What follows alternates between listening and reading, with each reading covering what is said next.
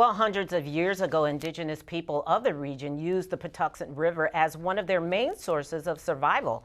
How did they do it? Rico Newman with the Piscataway Conoy tribe joins us now to talk about an upcoming event that explains it all. Thank you, sir, for joining us. This is called the Talking Circle. You're having the event. When is this event, and what is that actually? Well, the Talking Circle is something we came up with in order to try to supplant information that isn't given in Maryland's public education, either in colleges, high schools. You go all the way back to elementary, your third grade reader, Indians disappear. So we have to have some kind of way to inform people of that history and culture, and the Patuxent seemed to be a very good place as a starting point because of what it provided in terms of sustenance. Now, the Patuxent River was the lifeblood for the community back then. Talk about how important that landscape was. Well, from spring until fall, the tribes would move back to the waterways. We all know that the anadromous fish would come back up the river, the shad, and would come back up to find places where they could lay their eggs. The Patuxent was loaded with wild rice, which would be a year-round feeding ground for them. Depending on where you are, whether in the lower, middle, or upper Patuxent, the water will go from a lot of salinity all the way to fresh water. So you had fish, shellfish, etc., that were different depending on what part of the river you were living along. So it had everything that you would want to sustain yourself. And the inland was very fertile land where they could grow crops, not just corn, beans, and squash, because we've come to know that more than 1,200 plants were being used, and more than 300 of those were for food. So there's a lot to learn. There's a lot to transmit to people to learn about their culture, because there's no other way they're going to get it. And after 300 years of colonization, marginalization, et cetera, that being dismissed and sidelined, going out and actually standing on that ground and feeling it and getting a relationship back with it is the way that we feel is the best way to go. So this talking event sounds like a talking circle, rather, a learning event. Who's it for? For any members of the tribe and anyone else who has an interest, curiosity, that want to know, why, isn't anything about Maryland's Indian culture taught in its schools.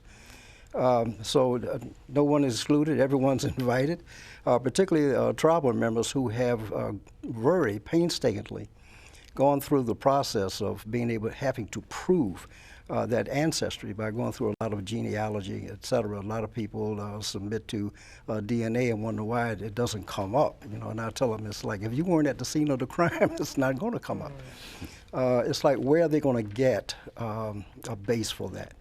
So again, coming out to these talking circles, as we call them, this is the third one we're having, the second one on the Patuxent River.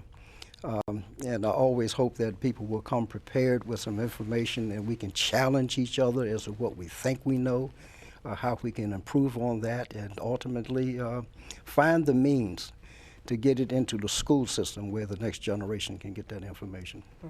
Now, you just said how you really lived off the river, food and everything. How has the river stayed the same, and how has it changed? Well, I took a trip on the river a couple of months ago with one of the archaeologists stationed there at Mount Calvert.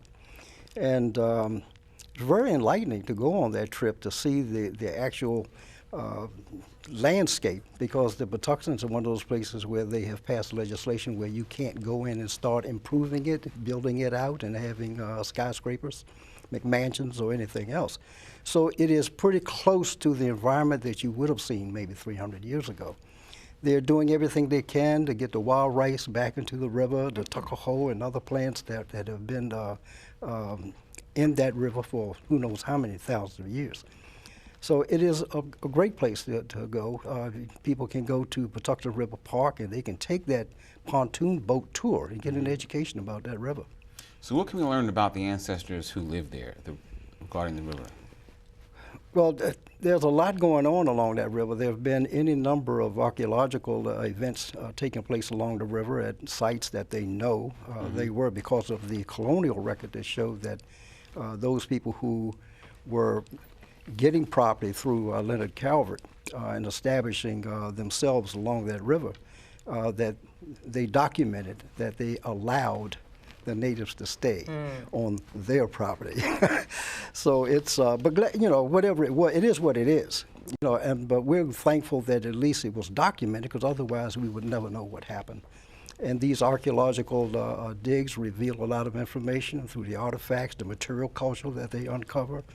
And by knowing the where and the how these things are produced, it gives us some idea into the lifeways and the, I don't want to say struggles, because a lot of people figure that people struggle back then, but I have a friend that always says that they thrived. They didn't just survive. Yeah.